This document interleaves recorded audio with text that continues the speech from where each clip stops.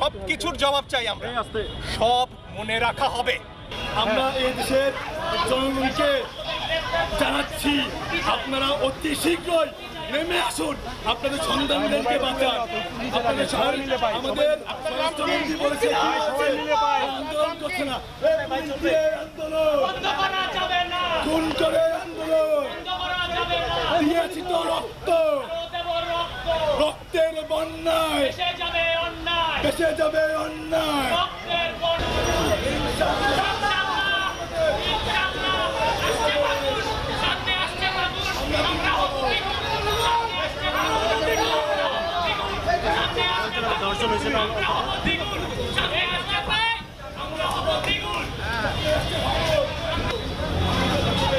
ছোট ভাই বোন, আমাদের সন্তান, তাদের জন্যই আমরা আসছি এবং এটা শান্তিপূর্ণ তারা যে কর্মসূচি দেখেছে সেই কর্মসূচিতে সংহতি জানাতে আমরা এসেছি।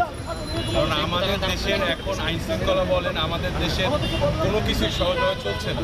আমরা যেটা দেখছি তাদেরকে গুলি করে মারছে, যেটা একজন সাধারণ মানুষ হিসেবে কখনোই আমরা মেনে নিতে পারি না। এটাকে তো মাৎসর্য ছাড়া কিছু বলার নেই। একজন মানুষ, সে শিক্ষার্থী, কি অপরাধ তার? একটা মিছিলও তারা করেনি, মিছিল করা আমার অধিকার। এসে দাঁড়িয়েছে আমার বোন ভাই, তাদেরকে তুলে নেওয়া হবে কেন? কি অধিকারে? এই সব কিছুর জবাব চাই আমরা, সব মনে রাখা হবে। দেখেন কিভাবে হচ্ছে